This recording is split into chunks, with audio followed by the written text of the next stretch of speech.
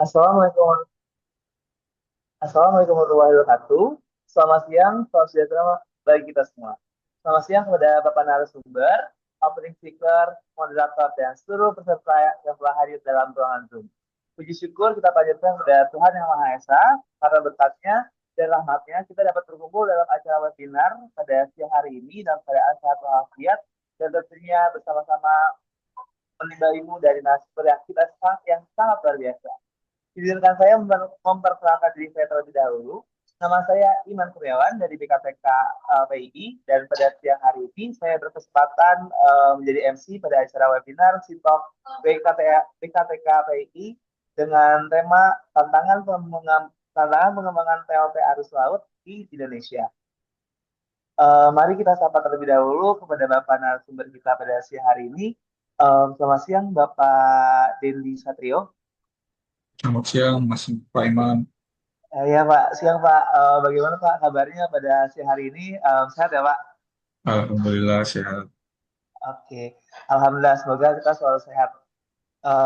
Ya, baik Bapak Ibu sekalian. Sebelum kita mulai acara pada siang hari ini, alangkah baiknya kita bersama-sama berdoa menurut agama dan kepercayaan masing-masing agar acara hari ini berlangsung lancar tanpa kendala. Berdoa dipersilakan.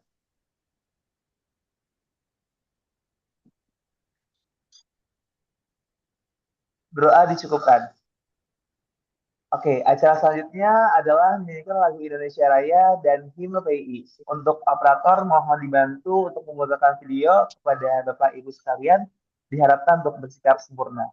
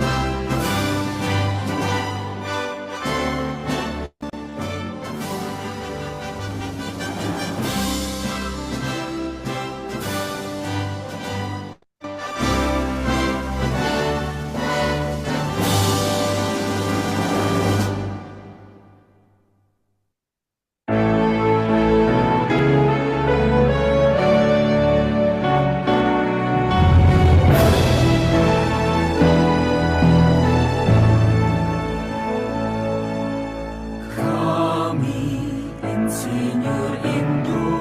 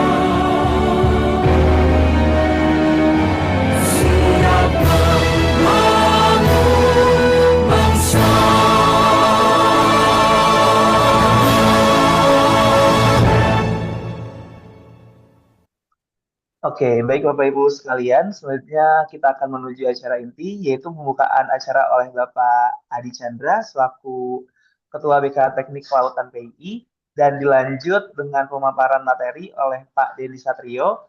Untuk sesi ini akan dipandu oleh moderator kita, yaitu Mbak Anissa Mutia dari BKTK PII.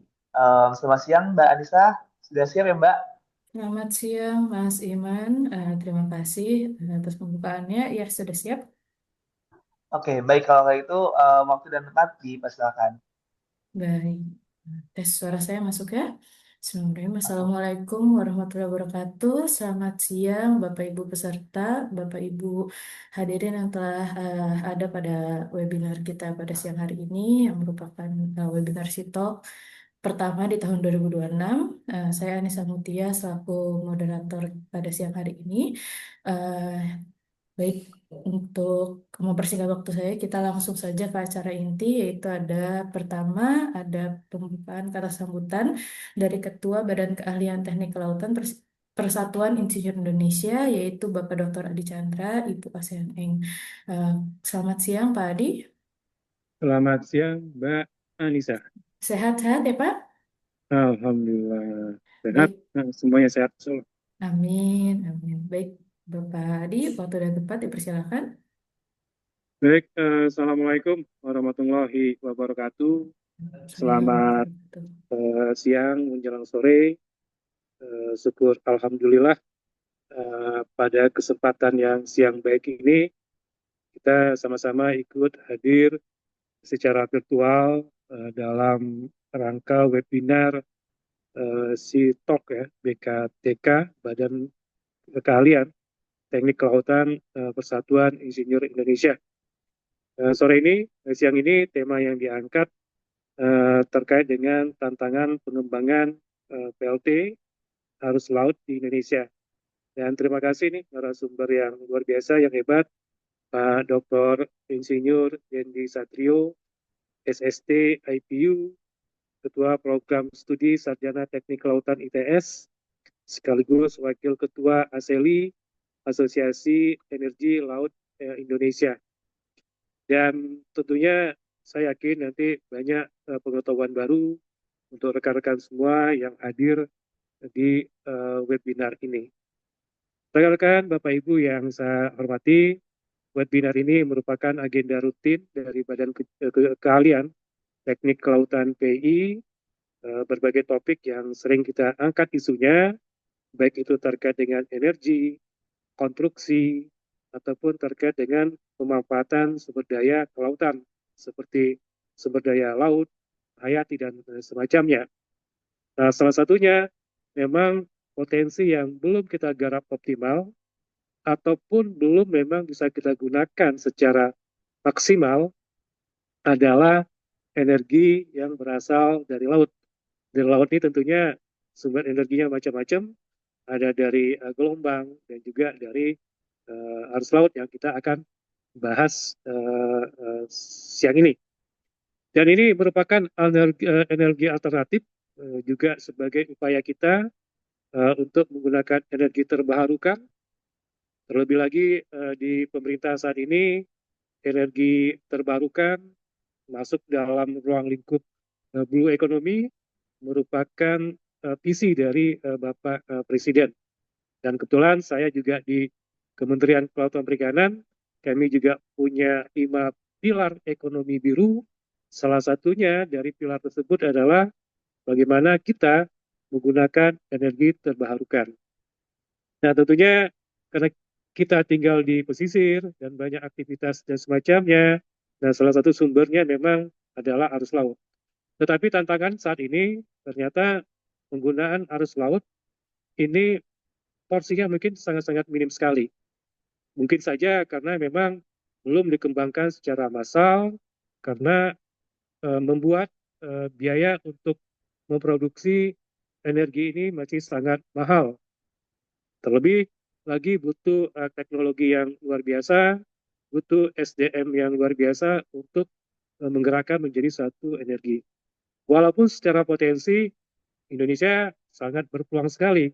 2/3 wilayah Indonesia adalah laut, banyak selat-selat yang punya arus kencang, ini bisa menjadi suplai energi terutama bagi yang tinggal di daerah pesisir ataupun di pulau-pulau kecil. Nah, ini saya yakin nanti narasumber, apalagi teman-teman dari ITS yang aktif melakukan riset energi terbarukan ini, tentunya ini bisa kita gunakan 5 sampai 10 tahun yang akan datang, bisa digunakan secara massal. Oleh karena itu, kami dari Badan Keahlian Teknik Kelautan tentunya sangat senang sekali bisa memfasilitasi rekan-rekan insinyur untuk terus aktif berkontribusi untuk negara ini. Dan tentunya kami mengundang rekan-rekan yang belum bergabung di Badan Kejuruan, mungkin yang bekerja ataupun punya background di bidang kelautan, ini dapat bergabung di Badan Keahlian Teknik Kelautan. Kita punya sekarang insinyur profesional hampir 400 atau 500 sekarang di seluruh Indonesia, dan tentunya semakin banyak insinyur-insinyur bergabung, tentunya semakin banyak peluang kita untuk berkontribusi untuk pembangunan kelautan di Indonesia. Bapak Ibu yang saya hormati, selamat mengikuti webinar. Silakan nanti kalau ada pertanyaan, silakan disampaikan ke narasumber. Saya berharap webinar kali ini menjadi webinar yang interaktif antara narasumber dan juga peserta. Sekali lagi, selamat mengikuti webinar. Demikian dari saya, bila taufiq hidayah. Wassalamualaikum warahmatullahi wabarakatuh. Saya kembalikan ke Mbak Mutia. Silakan, Mbak. Waalaikumsalam warahmatullahi wabarakatuh. Baik, terima kasih Pak Adi atas kata sambutannya. Baik, Bapak Ibu sekalian, mungkin tanpa kita basa-basi lebih lanjut lagi, kita akan langsung saja ke acara inti, yaitu pemaparan eh, materi atau presentasi mengenai tantangan pengembangan PLT arus laut di Indonesia yang akan dia sampaikan oleh Bapak Dr. Insinyur Dendi Satrio, SSTIPU. Selamat siang, Pak Dendi. Selamat siang, Bu Mutia. Bagaimana Pak kabarnya siang hari ini? Alhamdulillah sehat ya. Sehat, Bu. Baik, terima kasih Pak atas kesediaannya sebagai narasumber kita untuk webinar siang hari ini.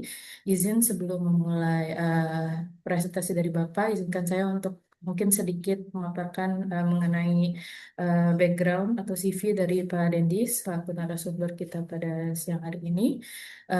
Operator, silahkan.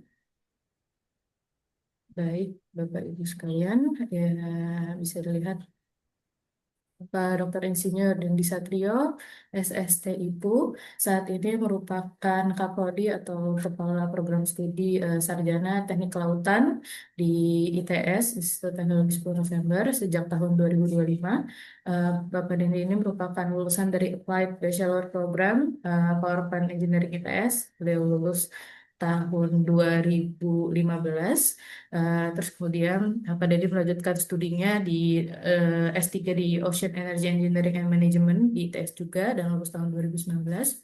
Selain menjadi Kaprodi dan juga staf pengajar di eh, Teknik Kelautan ITS, Pak Dedi ini berpengalaman sebagai dosen atau staf pengajar di Power Plant Engineering Study Program di Politeknik Elektronika Negeri Surabaya atau PNS sejak tahun 2018 hingga 2022. Kemudian juga beliau menjadi dosen di Ocean Engineering atau Teknik Kelautan ITS sejak tahun 2020.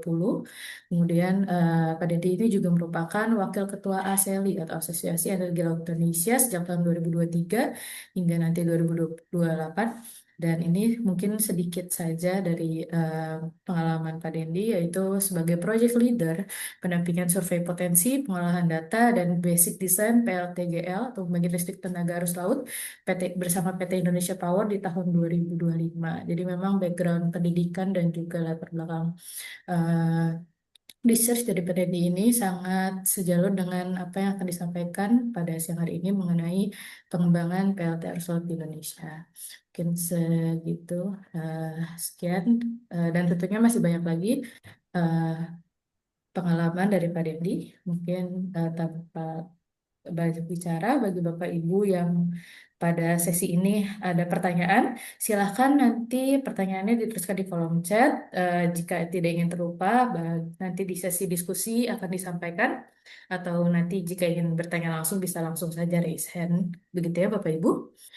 Baik, untuk sesi ini saya serahkan kepada Pak Dendi. Waktu dan tempat dipersilakan. Baik, Bu Mutia, terima kasih atas waktu dan kesempatannya. Ini saya izin share screen ya, Bu.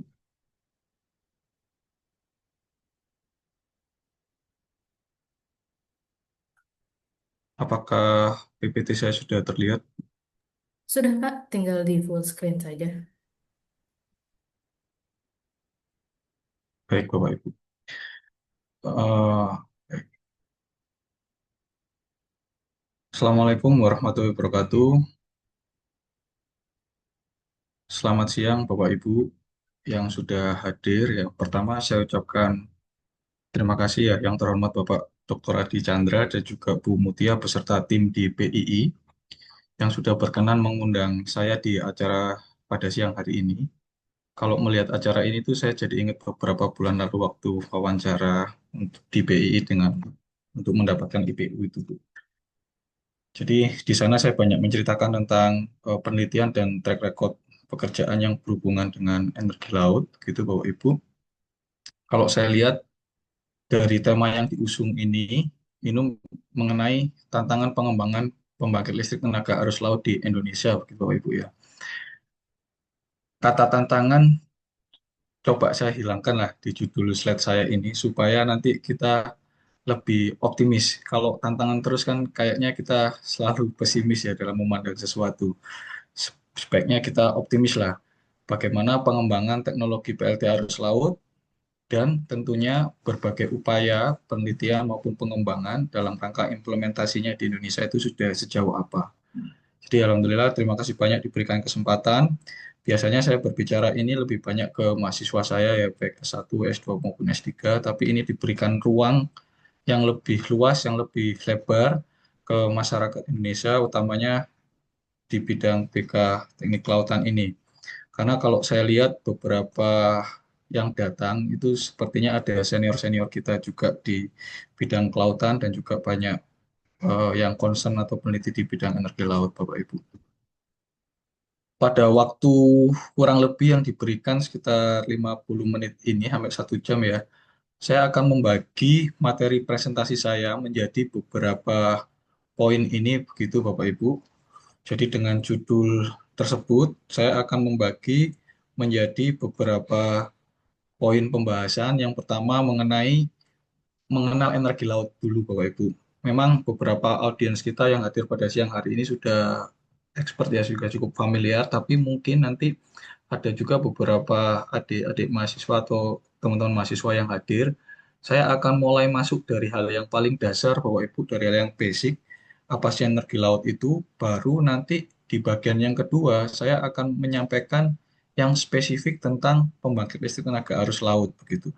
Bagaimana perkembangannya di dunia dan tentunya nanti akan kita arahkan ke Indonesia. Di bagian yang ketiga, Bapak Ibu, kebijakan tentang energi baru terbarukan ini sebenarnya sudah dilakukan oleh baik oleh pemerintah kita ya, direncanakan dengan baik oleh pemerintah kita dan energi laut ada di dalamnya, Bapak Ibu. Nanti saya tunjukkan. Sehingga di akhir, di bagian terakhir mengenai upaya implementasi ini, ada beberapa proyek komersial itu yang sudah mulai di running di Indonesia dan ada beberapa yang sudah masuk pilot project dan juga beberapa riset dasar pun tetap kita perlukan Bapak Ibu.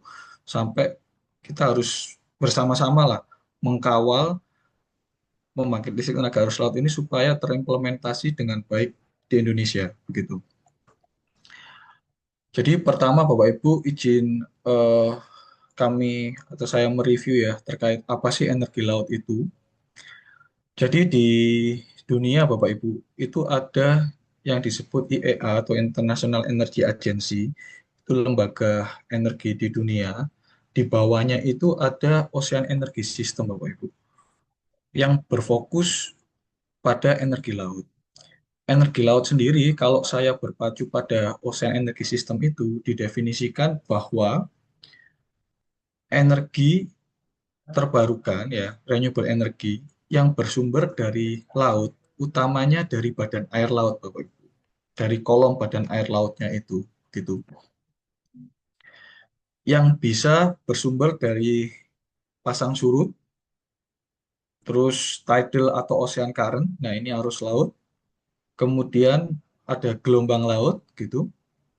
Salinity gradient, ini perbedaan salinitas dan thermal gradient atau OTEC, lebih dikenal dengan OTEC ya. Ini perbedaan temperatur dari permukaan laut dan di laut dalam. Di laut dalam itu temperaturnya bisa sampai 4 derajat Bapak Ibu.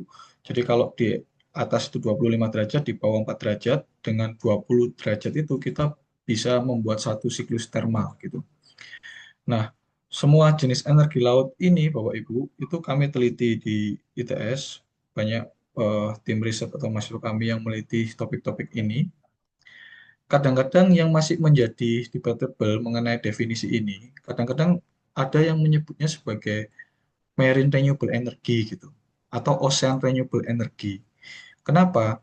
Karena ada sumber renewable lain yang mungkin letaknya di laut seperti submarine geothermal gitu ya, terus marine biomass dan offshore wind turbine ya. Itu memang kan lokasinya terletaknya di laut. Tapi kalau kita lihat dari definisi yang disampaikan oleh OES, ini tuh tidak masuk ke dalam klasifikasi energi laut karena dia tidak terkandung pada badan air laut tersebut gitu. Tapi beberapa sumber masih menganggapnya sebagai marine renewable energy gitu, secara lebih luas ya menangkapnya ya. Nah, pada kesempatan hari ini Bapak Ibu, yang dimaksud pembangkit listrik tenaga arus laut itu nanti kebanyakan yang akan kita bahas yang bagian ini Bapak Ibu. Baik itu dia tidal rise and fall, dia lebih memanfaatkan gaya atau energi potensial. Jadi kita membangun dam di tengah-tengahnya, yang satu itu adalah teluk, yang satunya adalah laut lepas begitu. Atau bahkan kita pakai yang tidal atau ocean currents, yang memang yang dimanfaatkan itu adalah energi kinetiknya gitu, hydrokinetik energinya. Nah, ini skop yang akan kita bahas. Di bidang kelautan, Bapak Ibu semua kan pasti familiar ya, banyak jenis arus tergantung sudut pandang dan klasifikasinya. Ada arus yang dibangkitkan oleh angin, letaknya ada di permukaan. Ada arus yang memang karena pengaruh temperatur, thermohaline gitu ya, bergerak di sepanjang atau di seluruh permukaan laut. Itu ada siklus yang sangat kuat, apalagi di Indonesia itu ada yang disebut Arlindo, arus yang cukup kuat dan lintasannya ada di Indonesia. Macam-macamnya banyak lah. Tapi biasanya kalau kita ngomong energi laut, khususnya pembangkit listrik tenaga arus laut, itu yang banyak dimanfaatkan itu adalah yang dibangkitkan oleh pasang surut, Bapak Ibu. Jadi tidal stream, yang dimana gaya pembangkitnya itu adalah gaya pasang surut. Di mana gaya pasang surut itu kalau di oceanografi, kalau kita belajar itu kan dia memanfaatkan gaya gravitasi antara tiga benda yang ada di bumi ini. Di angkasa maksud saya ya. Ada bulan, terus bumi, tempat kita tinggal, dan juga matahari. Bumi kita berputar, berotasi, dan bumi kita juga berevolusi terhadap matahari. Nah, interaksi antara tiga gaya gravitasi ini ternyata mempengaruhi dari profil permukaan air yang ada di bumi ini, Bapak Ibu. Jadi ada kalanya di waktu-waktu posisi tertentu, kayak misalkan ini posisi sejajar kayak gini, permukaan air yang ada di bumi ini dia tidak elit mengikuti permukaan bumi, tapi ada kalanya dia tertarik di posisi-posisi tertentu. Sehingga apabila bisa dibayangkan ya, misalkan apabila ada penampang yang luas, katakanlah selat eh, di selat itu ada penampang yang luas, atasnya katakanlah Laut Jawa, di bawahnya itu Samudra Hindia, katakanlah kalau ada perbedaan luas penampang, terus dia dipaksa melewati selayang sempit, katakanlah Selat Larantuka gitu, mau nggak mau kecepatan air ini akan berlipat ganda, Bapak Ibu. Nah, oleh karena itu nanti potensinya biasanya untuk pembangkit listrik tenaga arus laut ini adanya di selat-selat. Dan kebetulan di Indonesia kita punya banyak selat, Bapak Ibu, terutama di daerah NTT, NTB, Bali, dan sekitarnya itu. Nah, kemudian bagaimana statusnya di dunia begitu? Kalau kita ngomong oil and gas, migas kan sudah banyak diterapkan gitu ya. Bagaimana statusnya energi laut di dunia? Ini kalau saya ambil dari reportnya IRENA tahun 2023, di dunia itu Bapak Ibu energi laut itu sudah terimplementasi begitu. Ini mappingnya. Yang paling besar porsinya itu eh, ada OTEC ya potensinya ini ya. Kemudian ada yang kedua wave energi, yang ketiga salinity gradient dan tidal stream itu potensinya 1.200 terawatt hour energinya begitu. Kalau dari potensi sebesar ini, lalu bagaimana porsi untuk implementasinya? Nah, ini saya ambilkan dari report yang sama Bapak Ibu. Ternyata kalau kita lihat eh, porsinya ya, tidal barrage atau yang menggunakan energi pasang surut itu sekarang yang paling besar Bapak Ibu. Jadi ini yang sudah matang konsepnya yang sudah komersial karena prinsip kerjanya itu tidak jauh-jauh dari PLTA ya, pembangkit listrik tenaga air gitu karena kan dia membuat semacam bendungan atau dam begitu. Yang sudah teraplikasi dan terpasang di dunia itu ada 521 megawatt. Di mana saja dan teknologinya seperti apa nanti akan saya sampaikan di bagian yang kedua gitu.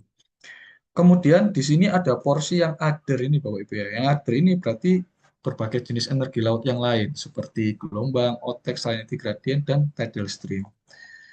Yang kedua yang paling besar itu adalah tidal stream Bapak, atau arus laut kalau bahasa Indonesianya.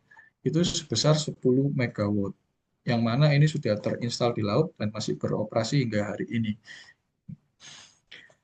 Jadi sebagian besar kalau kita bandingkan yang sudah terimplementasi itu, yang sudah masuk ke laut dan menghasilkan listrik itu adalah PLT arus laut, Bapak Ibu.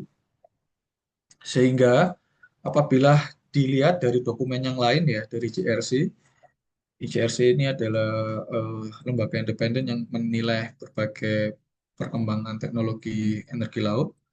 Kalau kita lihat dari teknologi readiness levelnya, itu yang sudah cukup matang dibandingkan dengan energi laut lainnya, itu adalah tidal energi ini atau PLT arus laut ini, Bapak Ibu. Range-nya itu antara 6, 7, 8, sampai 9. Ini cara bacanya kan kalau TRL-nya semakin tinggi, maka teknologi itu semakin matang dan sudah pernah diuji coba lapangan dan siap untuk diimplementasikan masuk skala komersial gitu. Sedangkan selanjutnya ada wave energy yang berkembang ya. Menyusul setelah itu adalah OTEC. OTEC ini sebenarnya sudah cukup lama dikembangkan Bapak Ibu. Tapi hingga saat ini belum berkembang pesat karena eh, biaya yang dikeluarkan harus cukup banyak, sedangkan energi yang dihabis itu kecil. Sehingga kalau kita ngomong OTEC itu biasanya diarahkan ke multipurpose ya. Jadi banyak manfaatnya, tidak hanya listrik, tapi bisa untuk hal-hal yang lain. Yang terakhir baru salinity gradient gitu. Meskipun ini lambat terakhir ya, tapi kami di ITS juga berusaha mengembangkan teknologi ini. Gitu Bapak Ibu. Nah, untuk range 6, 7, 8, dan 9 teknologinya seperti apa? Nanti kita akan bedah lebih lanjut pada bagian berikutnya.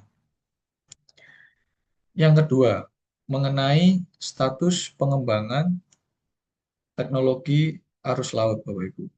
Jadi di sini saya coba akan mengupas berbagai teknologi tadi yang dinilai manakah teknologi 6, manakah teknologi 7, 8, atau 9 gitu ya, secara lebih detail. Nah, ini adalah mappingnya Bapak Ibu. Ini saya tidak bikin sendiri, tapi saya ambilkan dari report-report yang memang dapat dipercaya ya di tahun 2020 dan 2002 dikeluarkan oleh Ocean Energy Outlook-nya IRENA sama JRC. Yang sudah komersial itu adalah tidal barrage ini, TRL-nya 9. Kemudian menyusul tipe-tipe yang memanfaatkan turbin horizontal, Bapak Ibu. Karena turbin ini banyak terinspirasi dari turbin angin. Turbin angin kan eh, banyak berkembang dan ini diadopsi juga ke turbin arus laut. Dan tipe horizontal ini biasanya memiliki efisiensi yang lebih tinggi. Kemudian yang cukup unik itu adalah ini tidal kite gitu ya. Dia pakai konsep layang-layang, Bapak Ibu. Nanti mungkin detailnya setelah slide ini ya. Kemudian ada yang memanfaatkan efek Venturi, jadi ada lubang di dalamnya untuk mempercepat arusnya sehingga harapannya efisiensinya semakin lebih baik. Atau mungkin tipe yang ini Bapak Ibu, vertical axis turbine ini ya, masuk ke TRL 7. Ini itu turbin yang saya lihat banyak dikembangkan di Indonesia karena dia bisa bekerja dari segala arah tanpa harus mengubah mekanisme pitching maupun yawingnya begitu. Yang terakhir, yang TRL masih rendah itu adalah oscillating hydrofoil. Nah, mungkin sebelum saya masuk satu persatu untuk menunjukkan setiap teknologinya ini dikembangkan di mana dan status proyeknya sampai seberapa, mungkin kita bisa saksikan sebentar Bapak Ibu tentang video ini. Suaranya apakah sudah masuk ya, Bu Mutia? Masuk, Pak. Baik. The world's tides are created by the gravitational pull of the moon and sun and the Earth's rotation. Cutting-edge technologies pioneered in Europe can harness the energy of the tides. These machines produce electricity from the movement of water continuously flowing in and out, called a tidal stream.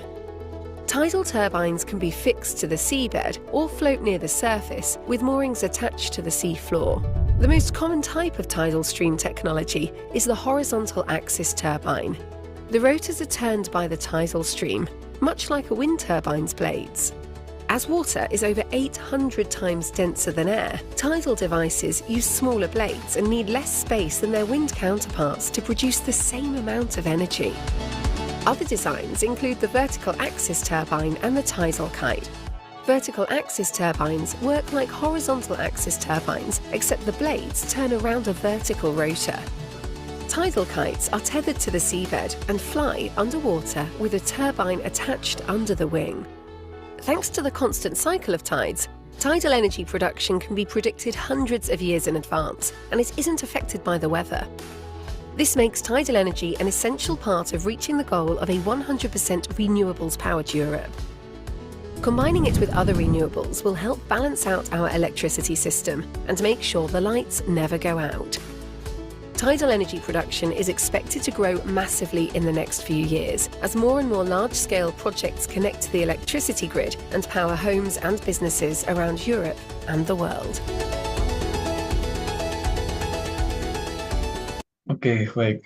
Kalau kita lihat di sini ya Bapak Ibu ya, tadi dia menjelaskan apa yang sudah saya jelaskan sebenarnya berapa hal diulang, tapi kalau bisa kita lihat seperti ini Bapak Ibu. Nanti kalau diterapkan di laut itu ada beberapa opsi, ada yang dia bisa fix di bawah ya, di fix menggunakan fix structure ada di bawah gitu. Ada juga yang dia itu konsepnya terapung floating seperti yang ini, atau mungkin itu submerge dan bisa bergerak mengikuti angka 8 seperti tidal kite ini Bapak Ibu. Tapi pada prinsipnya adalah yang dimanfaatkan itu adalah energi kinetik dari sejumlah massa air laut yang bergerak itu. Jadi yang dimanfaatkan itu adalah kecepatan arusnya, yang dimana nanti dari kecepatan arus itu akan ditangkap oleh komponen yang disebut sebagai turbin, entah itu turbinnya vertikal maupun horizontal, gitu Bapak Ibu. Jadi dari turbin ini, energi kinetik itu akan dirubah menjadi energi mekanik berupa putaran ya.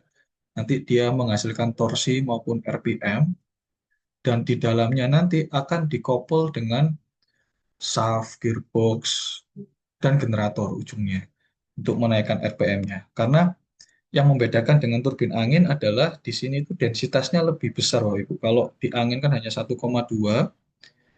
di air itu kan bisa sampai 800, 900 sampai 1000 ya, kalau dilakukan 1021. Nah, sehingga rapat daya dan rapat energinya ini di arus itu jauh lebih besar daripada di angin.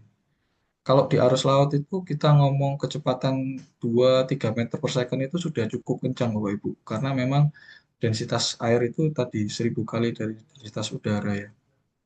Sehingga torsi yang dihasilkan, RPM yang dihasilkan pun juga, kalau RPM mungkin lebih pelan, tapi kalau torsi itu jauh lebih besar. Sehingga challenge-nya itu nanti ketika kita membuat ini, untuk saat ini kan diameter yang paling besar itu hanya mampu menghasilkan sampai 2 megawatt ya. Beda kayak turbin angin yang diameternya itu hingga ratusan, puluhan sampai 100 lebih meter ya diameternya ya. Kalau di arus ini tidak sampai ke sana.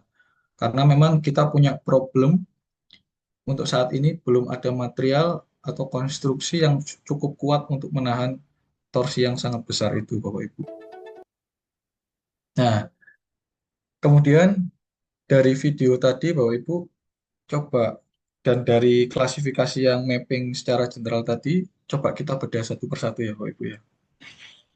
Pertama itu adalah Tidal Barrage. Tidal Barrage ini, Bapak Ibu, itu sudah sangat matang, sudah beroperasi lama, dan ada dua lokasi yang sudah menerapkan ini. Yang pertama itu adalah di South Korea ya, di Siwalik begitu. Yang kedua itu adalah di Prancis di Laras begitu. Nah, teknologi ini sebenarnya awalnya itu dia memanfaatkan anu pasang surut. Jadi perubahan tinggi muka air laut ketika kondisi pasang dan ketika kondisi surut. Jadi ini katakanlah Siwalik ya, estuari atau di Muara juga bisa sebenarnya Bapak Ibu. Itu kalau kita zoom, dia akan membangun bendungan yang di bawahnya ini akan dipasang unit-unit pembangkit. Jadi mirip kayak PLTA ini sebenarnya. Kalau Bapak Ibu dari PLN atau Indonesia Power ini sudah sangat familiar. Cuman yang beda adalah di sini dia bekerja dua arah Bapak Ibu. Jadi kalau ini kita lihat dari potongan tengahnya, sisi kiri ini katakanlah sungai, sisi kanan ini adalah lake atau muara ya atau cekungan, bentuk cekungan seperti itu. Maka ketika kondisi pasang atau rise ya atau flow-nya itu naik, kondisi air laut pasang, maka kita akan bisa buka governor atau slice untuk kecepatan air di sini ya kita buka, maka air itu akan mengalir dari sisi kiri ke sisi kanan gitu. Tapi ketika kondisi laut itu surut, ebb atau fall, maka permukaan di sisi laut ini kan lebih rendah daripada di lake-nya. Maka dengan sebaliknya nanti kita akan buka penutup airnya di sini ya, governornya di sini kita buka, maka air itu akan mengalir ke arah sebaliknya gitu. Dengan mengontrol ini, maka kita bisa mengenerate energi listrik yang awalnya dari energi potensial ini menjadi energi kinetik, dan dari energi kinetik ini akan dikonversi menjadi energi mekanik, kemudian ke elektrik dan sebagainya. Ini sudah cukup lama diterapkan. Di sana ada 10 unit turbin, jadi di sini itu tidak satu unit besar gitu ya, tapi ada 10 unit turbin dengan masing-masing kapasitasnya itu adalah 25 megawatt begitu. Jadi kecil-kecil tapi ada banyak. Jadi total kapasitasnya itu adalah 25 megawatt. Dan dia turbinnya ini seperti yang saya sampaikan sebelumnya, diameternya itu hanya 7,5 meter. Karena densitas dan torsi yang dihasilkan itu sangat besar sehingga untuk saat ini tuh belum ada yang dimensinya sampai puluhan meter itu belum ada Bapak Ibu. Dan dari satu kompleks atau satu unit keseluruhan unit pembangkit ini dia bisa menghasilkan energi hingga 542 annual energy production-nya itu 542 gigawatt hour begitu.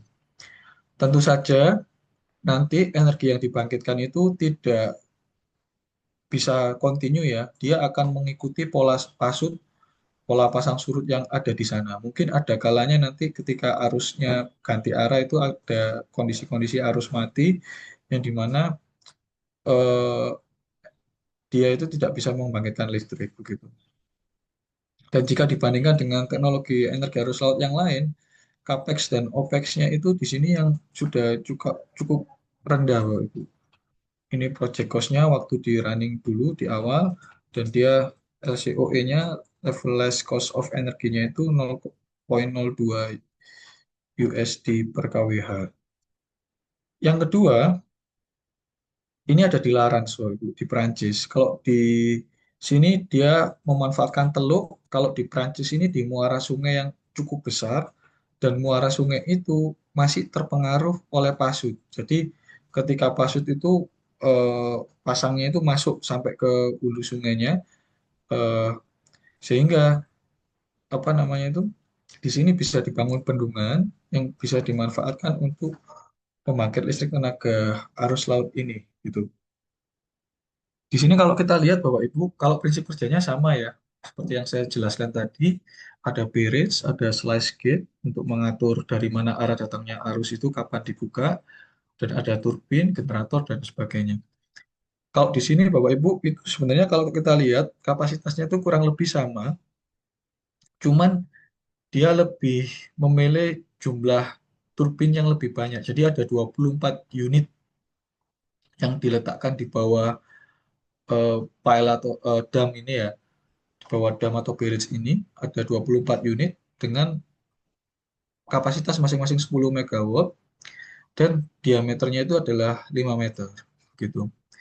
Kenapa kok ada perbedaan Bapak Ibu? Ada yang 7,5 meter, ada yang 5,3 begitu ya.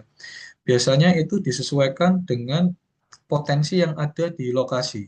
Karena setiap potensi atau setiap daerah itu biasanya akan bisa mengenerate arus dengan kecepatan yang berbeda. Pertama kalau pasut ya perbedaan tinggi yang berbeda ya 5-6 meter katakanlah.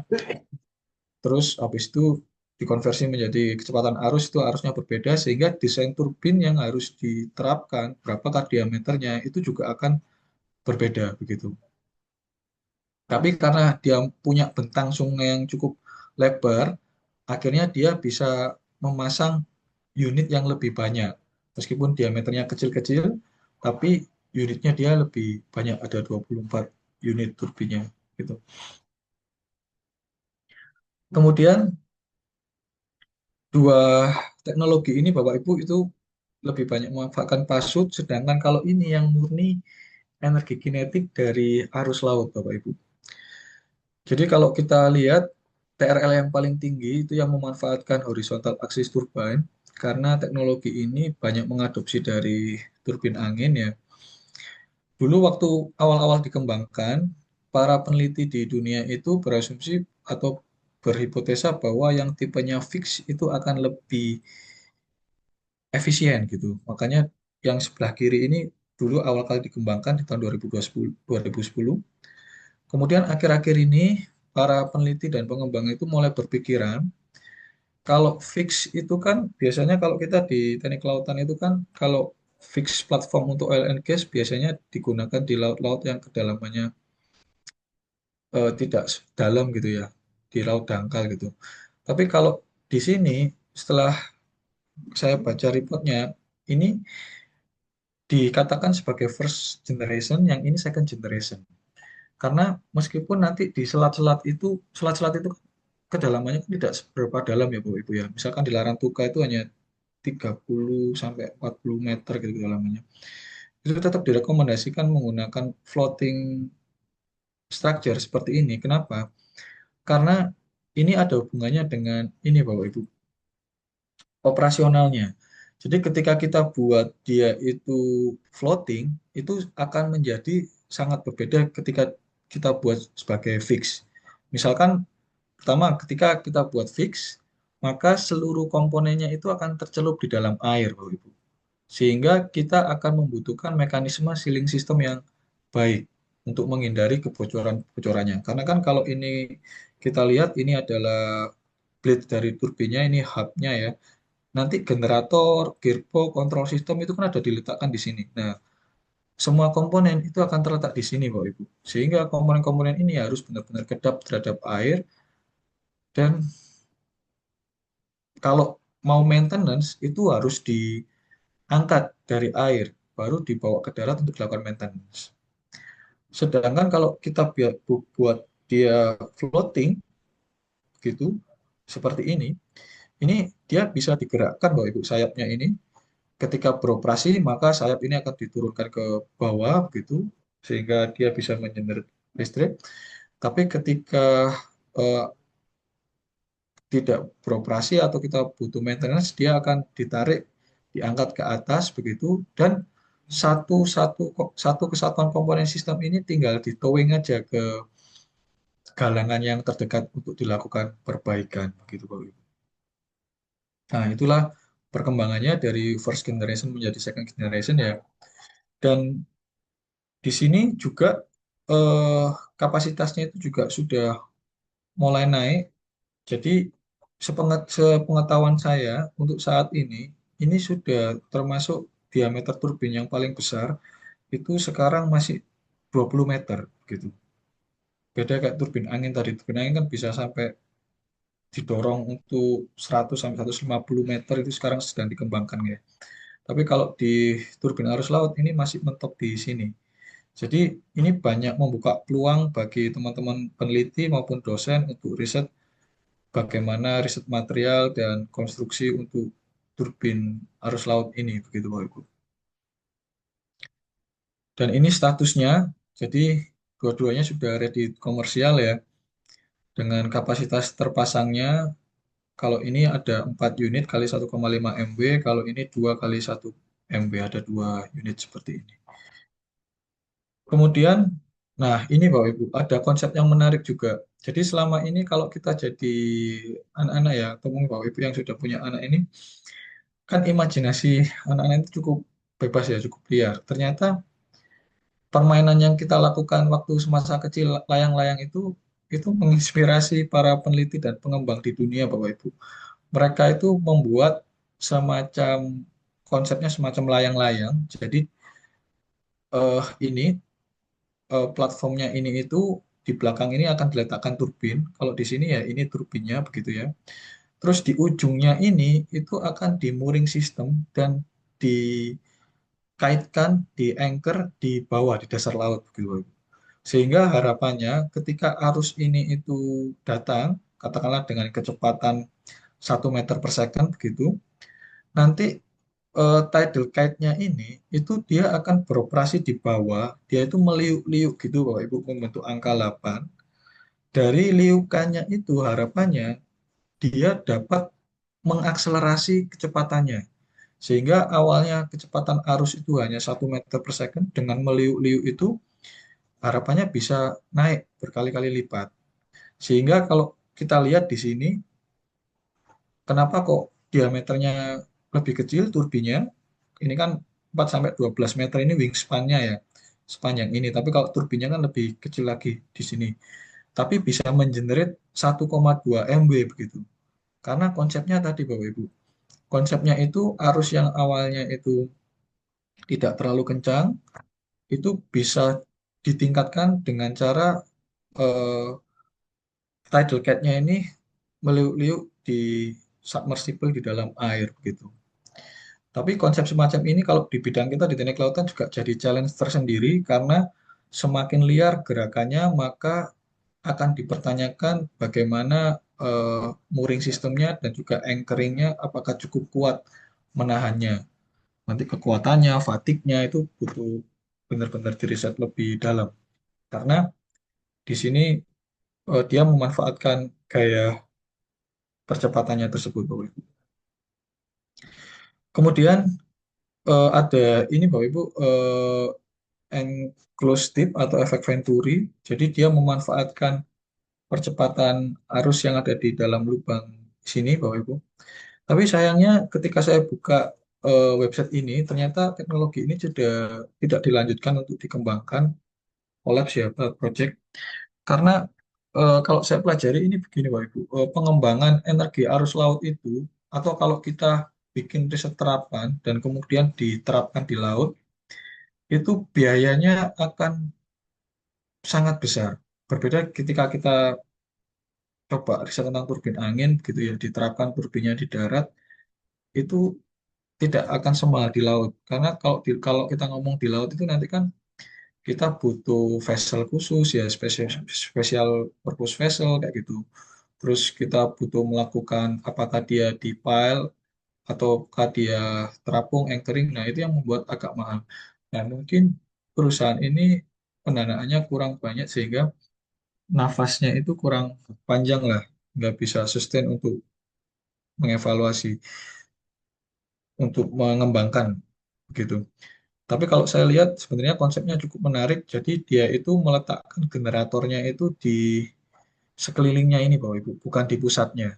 Kalau tadi itu kan dia mencoba seperti pembangkit listrik pada umumnya ya, porosnya di tengah, generatornya ada di tengah. Kalau di sini ini generatornya ada di sekelilingnya ini, gitu. Dan saya pernah lihat videonya dia bisa bekerja, Bapak Ibu, dia bisa berputar dan menghasilkan listrik. Kemudian, nah ini teknologi yang banyak dikembangkan di Indonesia, baik peneliti dari BRIN, ITS maupun dari kampus-kampus lain ya, banyak mengambil tipe yang vertikal ini karena tipe yang vertikal ini Bapak Ibu dia itu tidak terpengaruh dengan arah datangnya arus.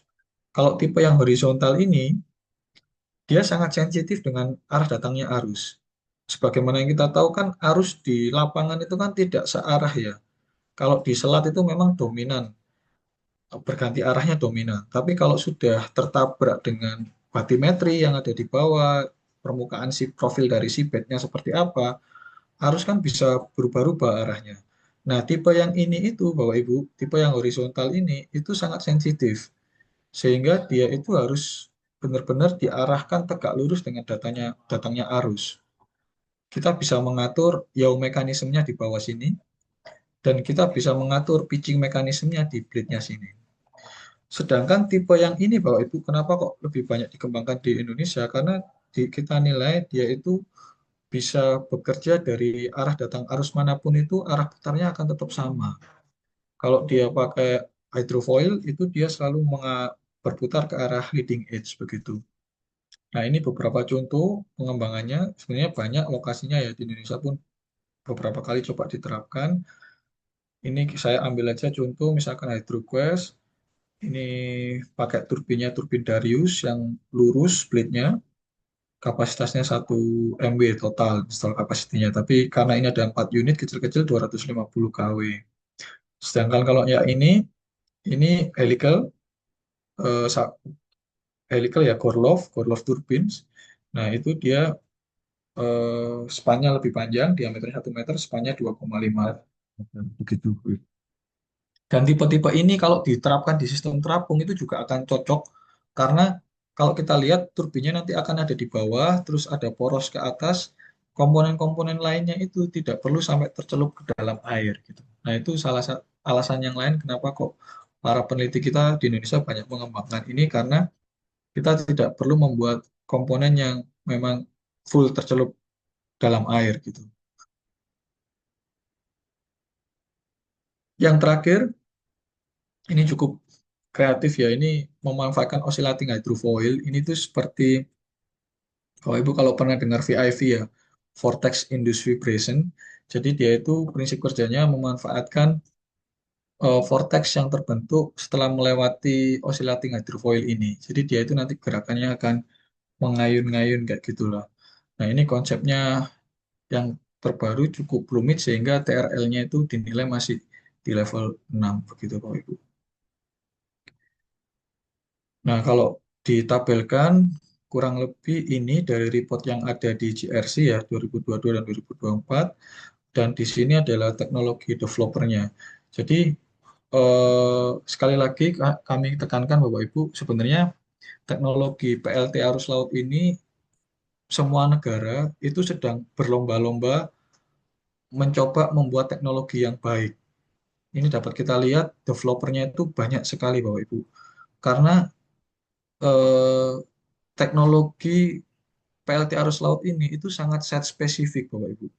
Jadi kalau dia didesain di Eropa yang dimana kecepatan arusnya relatif tinggi itu belum tentu bisa serta-merta diterapkan di Indonesia.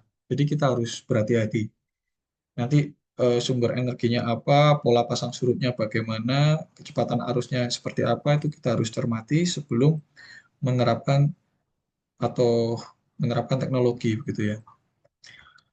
Nah, kalau kita lihat Bapak Ibu, eh, cost-nya atau keekonomiannya seperti apa, ini cukup mahal ya Bapak Ibu ya. Tapi sebenarnya hal itu bisa direduksi kalau kita memasang unit semakin banyak di array atau di farming begitu. Kalau kita masangnya cuma satu unitnya, ya LCOE-nya cukup tinggi ini.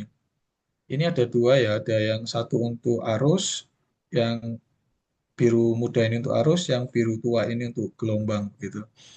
Tapi ketika kita kumulatif install capacity dalam megawattnya itu ditingkatkan, ini harapannya bisa banyak mereduce cost yang dikeluarkan gitu. Ini adalah energi cost versus deploy capacity-nya gitu. Nah, ini kalau kita tabelkan, jadi range-nya seperti ini Bapak Ibu. Jadi kalau ini porsi capex dan opex-nya, kenapa kok capex-nya mahal gitu? Kalau kita lihat ini kan secara general capex-nya mahal ya Bapak Ibu ya.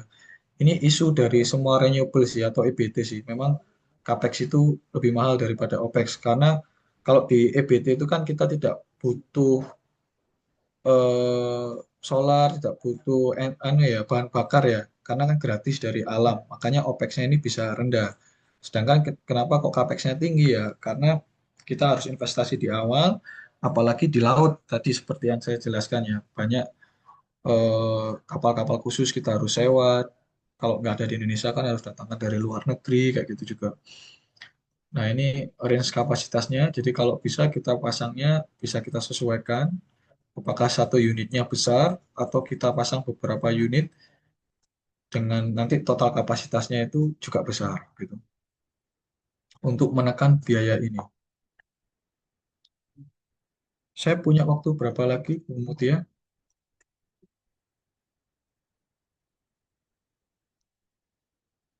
Eh, Maaf Pak, masih ada 20 menit lagi. Baik, izin saya lanjutkan Bapak Ibu. Ada dua bagian lagi. Bagaimana peran pemerintah dalam pengembangan energi baru terbarukan di Indonesia? Nanti akan saya kerucutkan ke arus laut, energi laut dan khususnya arus laut ya Bapak Ibu ya. Untuk pengembangan EBT di dunia, Bapak Ibu, setiap negara itu punya targetnya masing-masing. Jadi ini adalah grafik atau peta persebaran negara-negara di Asia dalam menetapkan national determine contribution-nya terhadap perubahan iklim, pemanfaatan energi terbarukan, dan sebagainya. Nah, kalau kita lihat di sini ada angka-angka target bauran energi atau kalau di kita itu ada net zero emission ya. Kalau di Indonesia kan targetnya tahun 2060. Kalau yang di lain-lain itu kan ada 2050, 2030, dan sebagainya.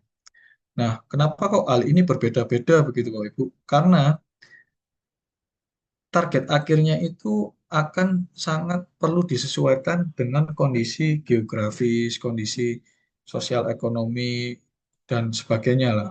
Sehingga Indonesia membuat target yang wajar, yang kiranya mampu, itu di tahun 2060 begitu. Apalagi ini sebagian besar wilayah Indonesia itu adalah laut.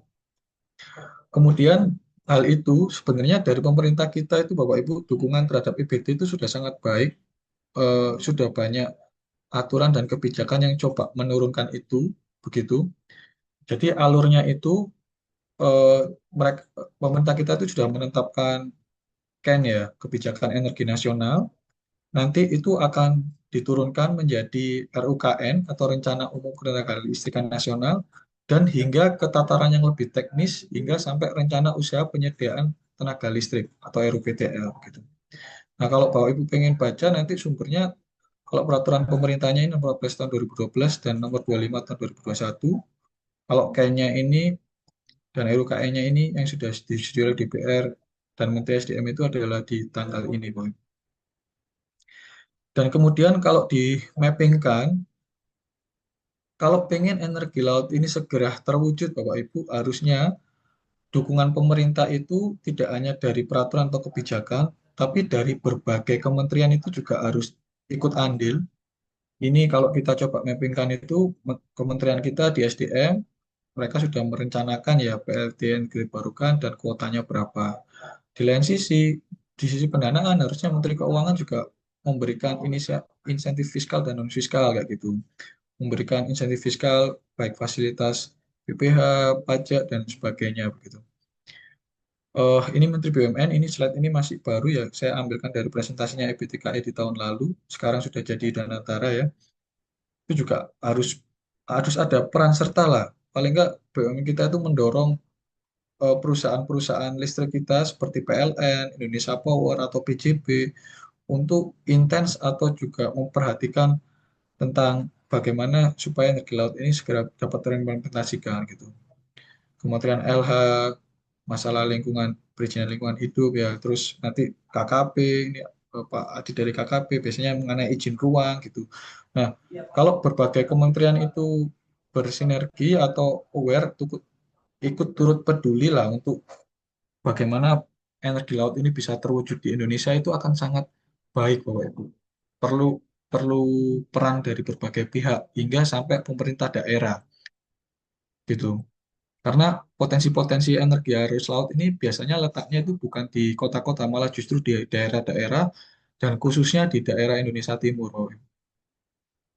Nah, sehingga dari sana Indonesia itu sebenarnya sudah bagus, sudah membuat roadmap transisi energi kita net zero emission itu dari berbagai sektor, termasuk di dalamnya renewable. Renewable ini adalah nanti energi laut masuknya dari sini, Bapak Ibu. Cuman sayangnya Bapak Ibu, kalau kita lihat statusnya, energi laut ini potensinya cukup besar, 63 gigawatt seperti yang disampaikan Pak Adi tadi di depan ya. Tapi untuk saat ini install kapasitinya itu masih nol, Bapak Ibu. Jadi kita itu kalau pengen segera ada, paling nggak ini ada nilainya lah. Kalau misalkan wind ini nilainya atau solar ini nilainya kecil, tapi sudah ada nilainya, hijau-hijaunya nggak kelihatan, tapi karena perbandingannya dengan potensinya jauh gitu ya.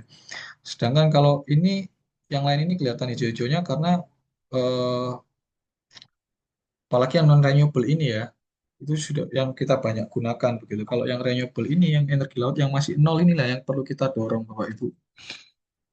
Nah, untungnya alhamdulillah ya beberapa tahun lalu itu RUPTL didorong untuk memasukkan energi laut tapi belum belum tembus. Kami di ASLI juga berusaha untuk mendorong agar masuk ke RUPTL dari Asosiasi Energi Laut Indonesia ya.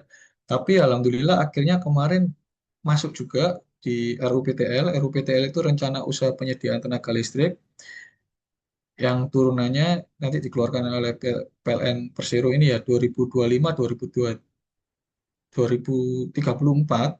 Kalau Bapak Ibu buka dokumennya di bab 3 nomor poin 2.7 itu energi laut sudah ada Bapak Ibu. Jadi kalau energi laut sudah ada, maka ini sudah sangat dekat ke tahap implementasi begitu.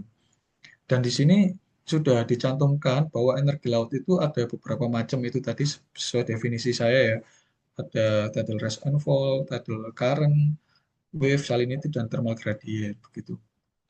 Nah, kemudian kalau kita baca lagi paragraf di bawahnya Bapak Ibu, bagaimana strateginya? Nah, di sini juga sudah bagus tertuliskan sesuai dengan narasi kami. Jadi kami di ASLI beberapa kali diajak diskusi oleh DEN, Dewan Energi Nasional ya, untuk mengarahkan menyusun RUPTL ini dan alhamdulillah sepertinya saran-saran dari kami diikuti begitu. Sehingga untuk pengembangan di Indonesia itu diharapkan kalau peta potensi kita udah punya, oh Ibu, peta potensi energi laut Indonesia. Sekarang waktunya implementasi teknologinya. Nah, di sini diarahkan bahwa teknologi energi laut itu dikembangkan dari skala kecil terlebih dahulu supaya nanti itu karena ini kan startnya kan masih bareng-bareng ya Pak Bu. Di dunia pun belum ada yang benar-benar komersial gitu ya dan belum tentu juga spesifikasinya sesuai dengan di Indonesia. Jadi harapannya itu dengan kebijakan ini didorong eh, perusahaan-perusahaan listrik kita seperti PLN, PJB maupun Indonesia Power itu atau sekarang Nusantara Power ya PJB itu turut mengembangkan teknologinya beserta kampus seperti ITS maupun dari pihak peneliti di BRIN gitu ya.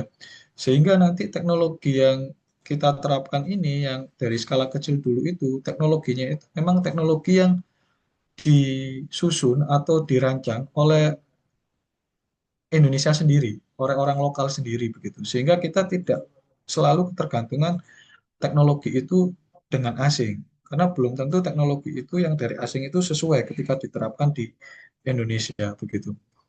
Dan mungkin nanti yang akan segera diterapkan itu beberapa lokasi selat sudah di mapping di sini ada di Selat Larantuka, Selat Sapi dan Selat Maluku.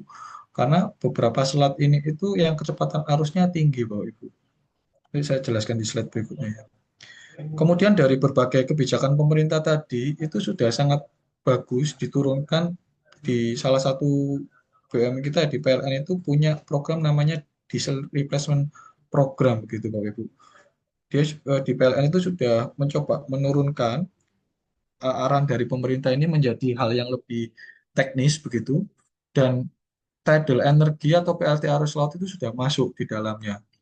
Terutama kita kan punya pulau kecil-kecil itu banyak di Indonesia Timur. Nah, selama ini sumber energinya itu masih pakai diesel PLTD yang bahan bakarnya itu harus dikirim terus oh, ya masih menyebabkan polusi, biayanya mahal dan lain sebagainya. Oleh karena itu di PLN itu ada program diesel replacement ini salah satunya selain dari PV, manual hydro, biomass itu didorong ada PLT arus laut gitu. Sebenarnya ini sudah sangat bagus lah, tinggal bagaimana pelaksanaannya nanti. Terakhir, Bapak Ibu, lalu sejauh mana upaya implementasi PLT arus laut di Indonesia begitu? Kira-kira apa saja yang sudah dilakukan dan dikembangkannya? Jadi di Indonesia itu Bapak Ibu sudah pernah ada peta potensi energi laut yang dibuat oleh ASLI dan ISDM di tahun 2014. Kita sudah memetakan di mana lokasi-lokasinya dan berapa potensinya. Peta ini sejak tahun 2014 sampai sekarang tahun 2026 itu berkembang Bapak Ibu. Jadi potensi yang tertuliskan di sini ini bukan potensi final ya, karena kalau saya baca dari sumbernya ini itu yang dikumpulkan 2014 ke belakang gitu. Sedangkan kalau nanti diupdate peta ini harusnya jumlah potensi ini lebih besar daripada ini Bapak Ibu. Jadi untuk arus laut itu secara teoritikal sebesar 287.000 megawatt dan secara praktikalnya itu hanya 17.900 megawatt ya. Kenapa kok ada theoretical, technical hingga praktikal? Karena kan nanti ada batasan-batasan yang bisa diterapkan. Kalau teori ini ya masih terkandung di badan air laut, masih hidrokinetik gitu. Kalau praktikal itu harapannya sudah terkonversi menjadi listrik. Gitu. Nah, kalau kita lihat dari peta potensi energi laut itu kecil-kecil ada banyak, agak susah membaca. Ini coba kami plotting ulang. Ini adalah persebarannya Bapak Ibu. Jadi potensi energi arus laut kita itu cukup banyak dari mulai ujung Sumatera sampai Papua ya. Dan kebanyakan tersebarnya memang di bawah sih di daerah Bali, NTT, NTB ini. Tapi bukan berarti di daerah Maluku di sini tidak ada potensi ya. Ada. Mungkin waktu itu belum terpetakan seperti yang saya sampaikan tadi. Jadi masih banyak membuka peluang bagi teman-teman di teknik kelautan ini untuk melakukan studi-studi potensi di berbagai titik-titik yang lain. Gitu. Ini sudah kami sertakan kecepatannya berapa dan kira-kira potensi yang dapat di harness itu berapa. Soalnya kan katakanlah di Selat Mulu ini kecepatannya 1,8 meter per second. Nah, untuk potensi ini nanti tergantung area Bapak Ibu. Dengan kecepatan itu kira-kira berapa dengan luasan area sekian, berapa turbin yang bisa diterapkan dan sebagainya itu ada perhitungannya di peta potensi energi laut Indonesia. Nah, beberapa komersial project yang sudah coba masuk ke Indonesia itu ada di 3 lokasi ini Bapak Ibu. Yang pertama di Selat Sunda, yang kedua di Selat Larantuka, dan yang ketiga di Selat Maluku begitu. Yang pertama adalah Tidal Bridge, ini ada di Selat Larantuka. Kenapa kok Larantuka ini menarik dan menjadi rebutan perusahaan asing ya? Bahkan sejak tahun 2015 mereka sudah memulai planningnya Dan kebetulan waktu itu tahun 2019 saya menjadi salah satu tim ahli yang mengevaluasi dokumen FS-nya mereka begitu. Kita berikan saran-saran apa yang harus diperbaiki supaya nanti ketika diimplementasikan itu tidak merugikan PLN maupun pemerintah kita begitu ya. Kita berikan saran-saran. Konsepnya sangat menarik. Dia membuat tidal bridge, jadi jembatan yang menghubungkan Pulau Adonara dan Pulau ini ya Desa Tarantuka ini. Jadi konsepnya seperti ini Bapak Ibu. Jadi di sini ada Pulau Flores dan Pulau Adonara. Di tengah-tengahnya ini adalah konsentrasi energi laut yang tertinggi karena kan celahnya paling sempit di sini dan mereka mau membangun tidal bridge. Jadi di tengah-tengah ini adalah jembatan apung, di kanan kirinya ini adalah fixed structure ya, fixed jembatan terpancang lah.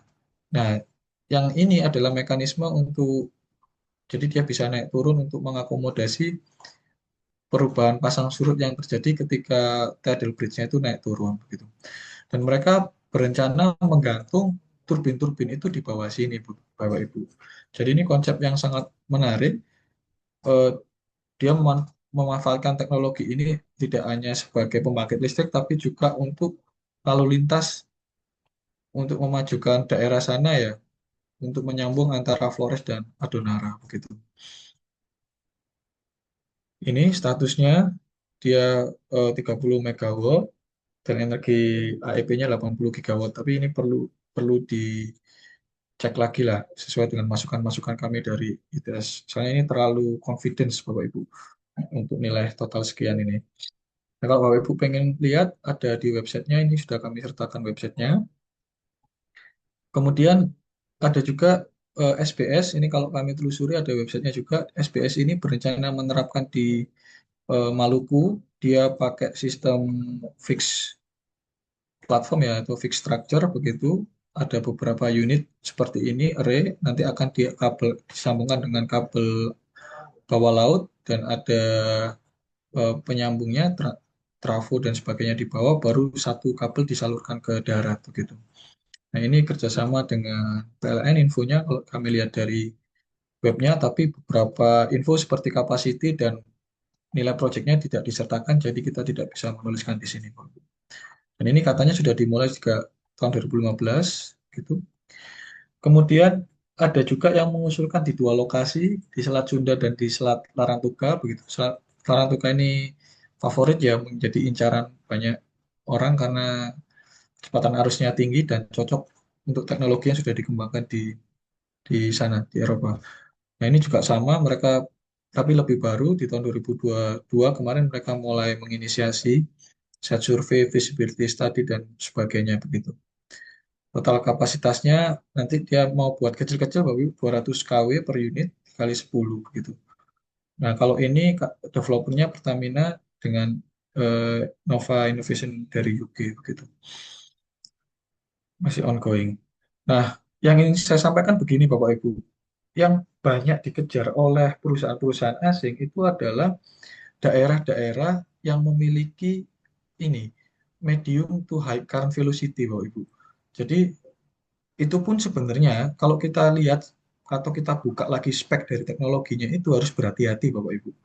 Yang dimaksud high velocity itu apakah sama dengan rated velocity yang didesain di Eropa begitu. Soalnya kalau kita lihat datanya ini, kalau di Indonesia medium to high velocity itu rentangnya itu average-nya ya 0,8, 0,6 atau 1,8 begitu.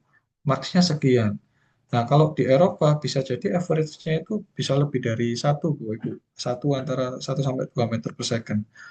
Nah, artinya apa? Kalau teknologi di Eropa itu dipasang di sini, bisa nggak? Bisa. Cuman di lokasi-lokasi yang tinggi ini ya. Cuman dia tidak akan bekerja optimal, Bapak Ibu. Karena keterjadian arus yang tinggi yang sesuai dengan spek mereka itu kan tidak selalu merta ada. Jadi probability-nya itu kecil kalau dibandingkan dengan kejadian rata-rata kecepatan arusnya begitu. Dan bahkan beberapa selat kita itu tergolong low current velocity begitu.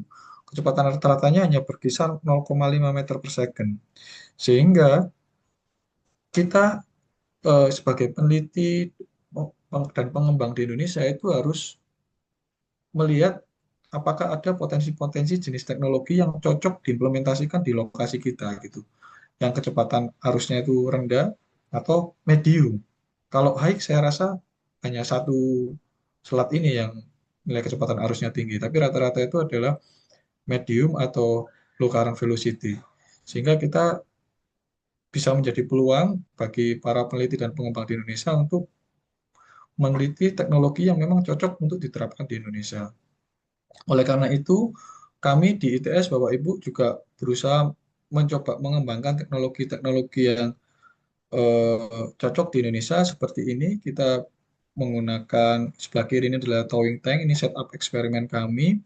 Kemudian di kanan ini kami menggunakan CFD ya, modeling, untuk meneliti kira-kira ada peluang-peluang nggak mendapatkan satu teknologi atau satu inovasi yang bisa membuat turbin itu bekerja di kecepatan arus yang rendah. Begitu, Bapak Ibu. Ini beberapa link publikasinya ada di sini.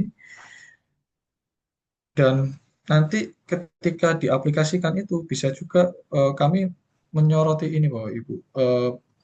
Kita kan punya banyak jaket platform yang mau didekom ya, sekitar 300-an jaket platform itu akan didekom dalam beberapa tahun ke depan.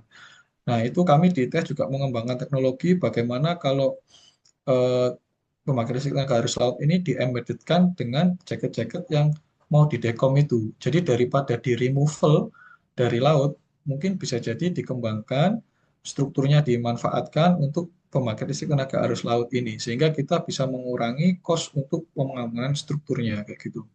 Nah, ini sudah kami lakukan penelitian-penelitiannya dan publikasinya, bagaimana menerapkan di jaket-jaket platform yang ada.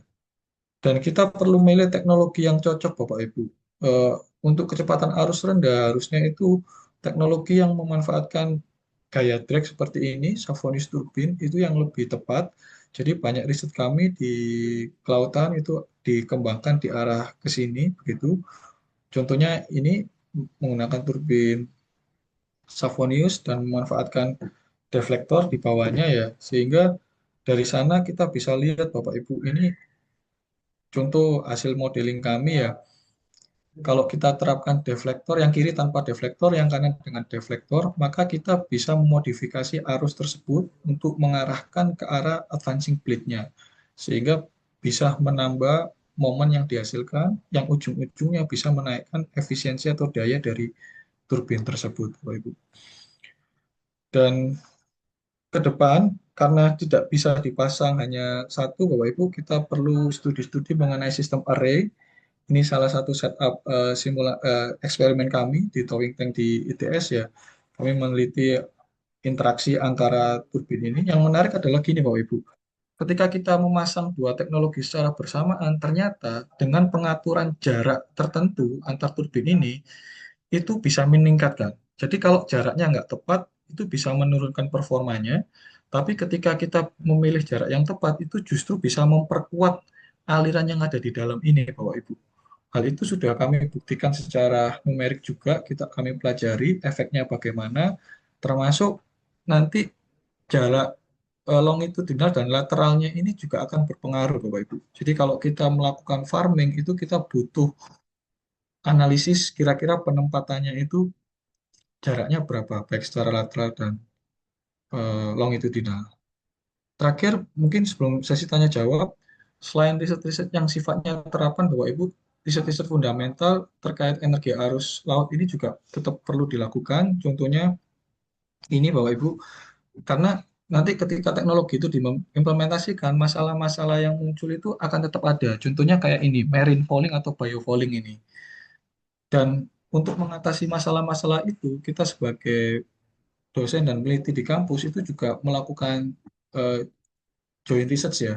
Contohnya ini dengan Saga University, waktu tahun 2024 itu saya ada presentasi menjadi yang researcher di sana. Saya presentasikan kalau di Indonesia itu ada masalah, karena kan perairan kita itu relatif lebih hangat Bapak Ibu daripada di Eropa. Nah, lingkungan yang lebih hangat ini akan menyebabkan pertumbuhan marine fouling atau biofouling itu semakin besar. Nah, ketika pertumbuhan ini semakin besar, itu akan berdampak pada efisiensi dari si turbinnya ini sendiri atau PLT arus lautnya itu sendiri, sehingga hal ini menarik untuk diteliti.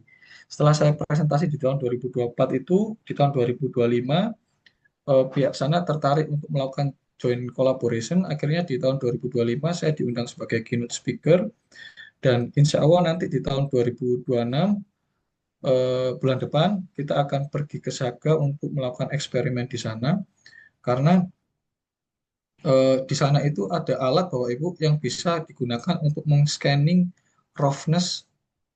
Jadi kita tahu value dari kekasaran permukaan dari bilah turbin arus laut tersebut. Dan mereka mau meminjamkan fasilitas circulating tanknya juga gitu. Jadi selain riset-riset terapan, riset-riset yang sifatnya basic dan fundamental tetap kita lakukan untuk ketika PLT arus laut ini diterapkan di Indonesia, kita tetap bisa mengawal supaya kendala-kendala yang dihadapi baik secara operasional maupun maintenance itu bisa teratasi, Bang. Sehingga bisa sustain, bisa ada keberlanjutannya, begitulah.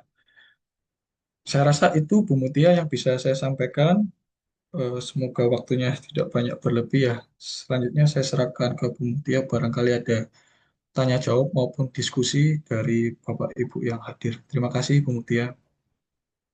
Baik, terima kasih Pak Dendi atas pemaparannya yang sangat lengkap ya, dan juga sangat beruntun kita melihat itu, uh, mulai kita ulik apa itu dari energi laut itu sendiri, terus masing-masing dari energi laut dan teknologi yang sudah ada di dunia, dan juga khususnya di Indonesia bagaimana perkembangannya. Baik Bapak Ibu sekalian, kita masuk ke sesi diskusi, sesi tanya jawab. Jadi Bapak Ibu yang ingin bertanya langsung bisa resen. Kita berikan waktu jika ingin bertanya ke Pak Dendi mengenai pemaparan yang dilakukan pada siang hari ini. Sekali lagi, oke, sembari kita menunggu juga terima kasih Pak Dendi atas pemaparannya. Bapak Ibu sekalian, webinar Sitalk ini merupakan webinar rutin yang dilaksanakan oleh BK Teknik Laut dan TNI. Dan untuk kategori Sitalk sendiri, kita mengangkat mengenai teknik kelautan, baik itu uh, lebih terfokuskan kepada keinsinyurannya, ataupun kita berdiskusi mengenai kebijakan mengenai renewable energy uh, kelautan itu sendiri di Indonesia bagaimana. Lalu sekalian, kita ada waktu dan ada bagi Bapak Ibu yang ingin bertanya mengenai tadi ya perkembangan pembangkit listrik tenaga arus laut di Indonesia khususnya. Bapak Ibu sekalian, bagaimana? Apakah ada yang ingin bertanya atau ingin memberikan pendapat? Dipersilakan, silakan resen.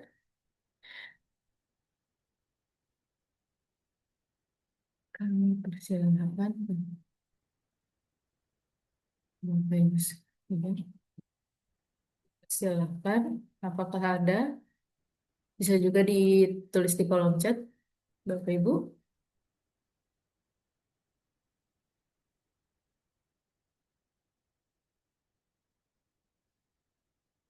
Terbuka untuk sesi diskusi ini beberapa.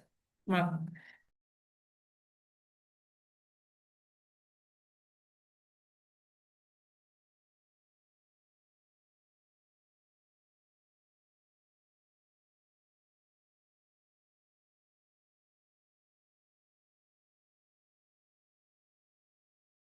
Sudah, baik. Sudah ada satu pertanyaan yang masuk ke kolom chat dari eh,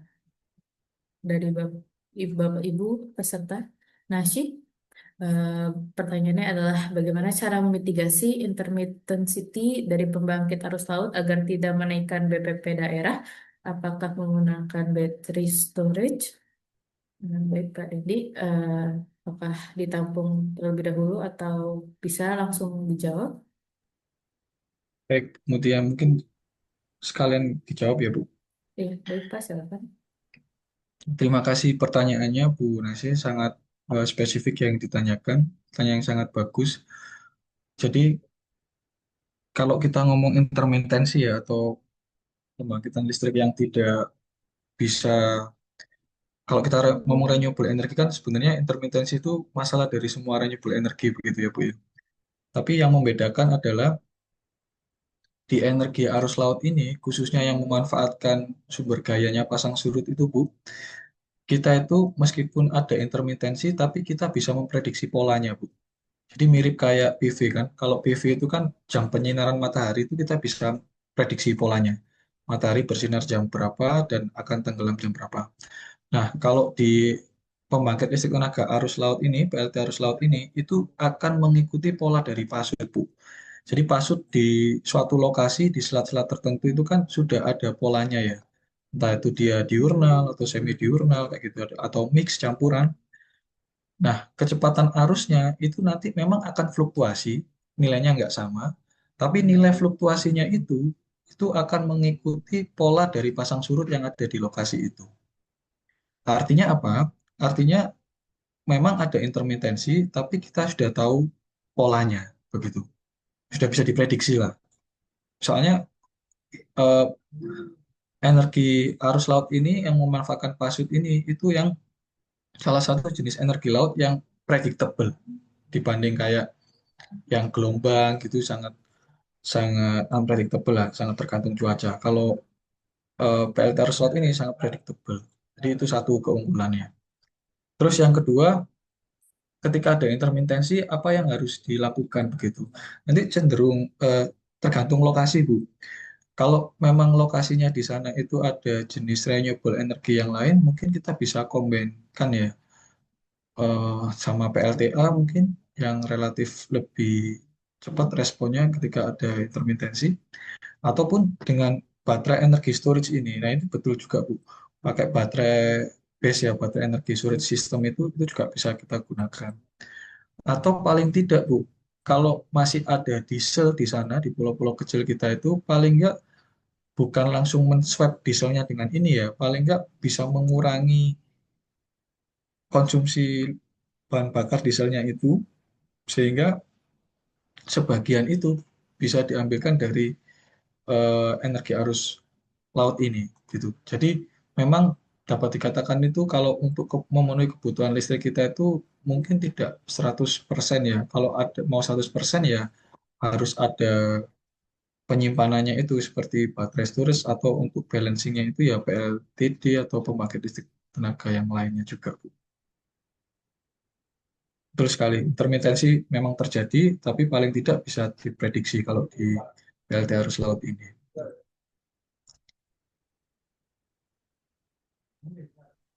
Baik, terima kasih Pak Dendi. Semoga Bu Nasi terjawab apa yang tadi disampaikan oleh Pak Dendi. Terima kasih. Baik, Bapak Bu Nasi, apabila ada pertanyaan. Oh, Bapak. Baik. Oh iya, Ya, terima siap. kasih. Mohon maaf, Pak. Bapak, apabila masih ada pertanyaan, silakan. Juga Bapak Ibu sekalian, eh, jika ada yang ingin tanyakan, baik itu pertanyaan yang lebih teknikal ataupun tidak, dipersilakan. Kita masih ada waktu. Siap, Hmm. terima kasih Pak Nasi. Atau sharing juga boleh Bu Matia, ini kayaknya banyak senior-senior juga dan peneliti bidang energi laut, Bu. Saya kenal beberapa nama di audiens di sini, Bu. Baik, Bapak Ibu peserta, tadi juga apa yang disampaikan oleh Pak Dendi, jika Bapak Ibu ada yang ingin sharing mengenai pengalamannya dalam penelitian mengenai eh, energi arus laut ataupun energi laut pengembangannya, dipersilakan. Kita masih ada sesi, masih ada waktu untuk nanti bisa langsung raise hand saja. Mungkin ini kalau dari saya pribadi ada sedikit hal yang ingin ditanyakan ya Pak ya.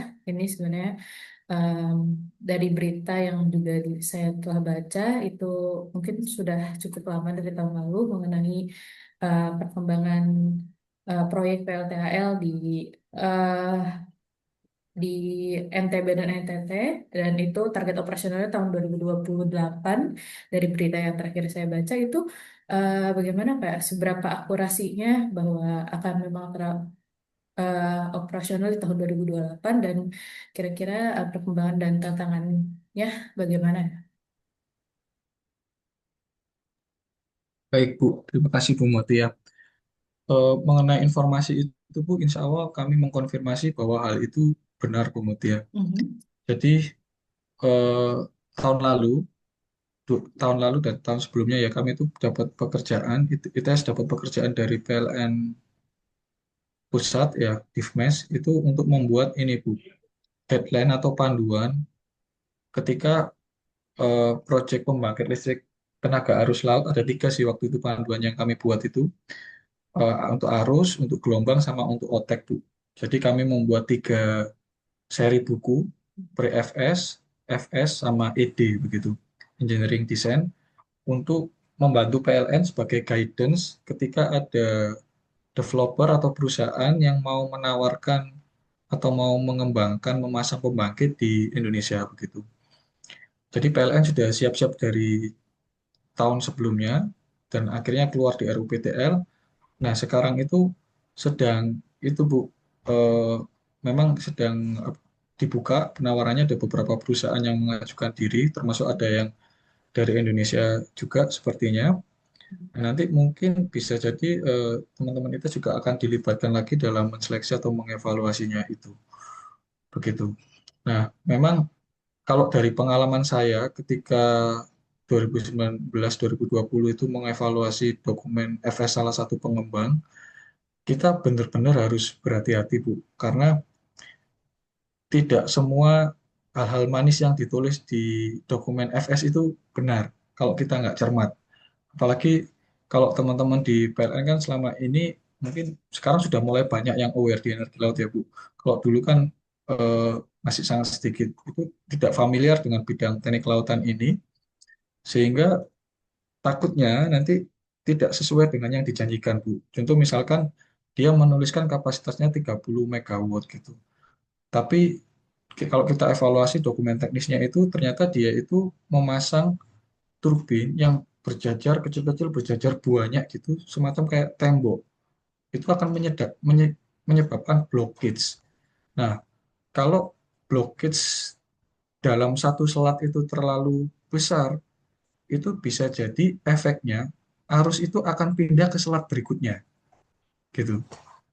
Itu juga sudah pernah dikaji oleh beberapa penelitian energi laut kita ya, tim kita itu pernah mengkaji itu, bisa jadi akan pindah ke selat yang lain. Selain itu, kalau terlalu ngeblok dan jaraknya itu tidak tepat, itu akan mempengaruhi performa dari turbin yang di sebelahnya begitu. Seperti penelitian yang saya pernah lakukan tadi itu, Bu. Jadi tantangannya itu adalah ketika ini memang mau diterapkan dan banyak perusahaan yang mau mengusulkan teknologinya dipasang, kita harus benar-benar berhati-hati. Itu tadi kan secuil dari bagian saya yang menganalisis tentang teknologinya ya. Tapi kalau dari sisi, belum dari sisi struktur, dari sisi keekonomian, legal, dan sebagainya itu kita harus hati-hati lah. Karena kadang-kadang skema pembiayaannya pun melalui pinjaman, jadi nanti kalau kita teknologinya nggak tepat, terus itu dananya dana pinjaman, nanti kita harus membayar pula kayak gitu kan ke belakang hutang-hutang tersebut gitu. Jadi harus hati-hati lah. Karena memang teknologi PLTR saat ini sangat site spesifik, Bu. Karakternya itu beda-beda setiap lokasi. Oke, baik. Terima kasih Pak Dendi. Semoga memang target operasional tahun 2028 terlaksana begitu ya. Baik, Bapak Ibu sekalian, sudah ada lagi masuk dua pertanyaan di kolom chat. Pertanyaan pertama dari Pak Reza Okta Setiawan, apakah pemasangan PLT arus laut akan mempengaruhi ekosistem yang ada di sekitar PLT tersebut? Dan jika iya, bagaimana cara memitigasinya? Dan pertanyaan kedua dari Pak Nasih juga, mungkin pertanyaan follow up mengenai LCOE-nya Radin diinfokan masih di sekitaran 20 USD sen per kWh atau sekarang aplikasi di Indonesia, apakah sudah bisa lebih rendah lagi? Pak Baik, Dendi, dipersilakan. terima kasih Bu Mutia. Wah, ini Pak Fareza ini kolega saya, Bu. Dia dosen di UB, Bu. Terima kasih Pak Fareza. Jadi begini Pak Fareza, memang pasti ya, kalau apakah ada dampaknya atau tidak, pasti ada dampaknya Pak.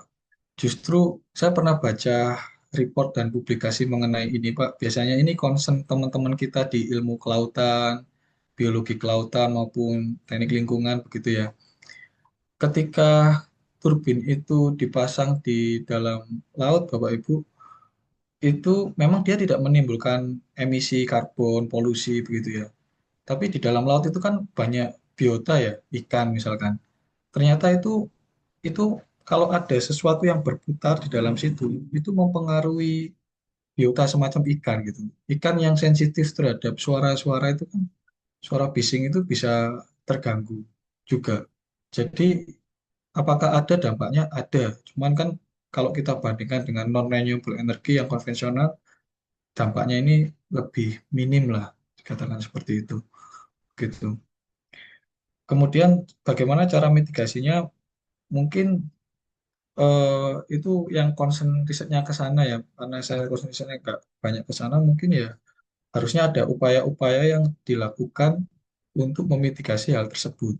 Contoh sederhananya gini mungkin yang saya tahu ya Pak Reza ya, saya ada join kolaborasi riset dengan teman di BRIN, kita mengembangkan teknologi coating yang dari bahan alami, ramah lingkungan kayak gitu.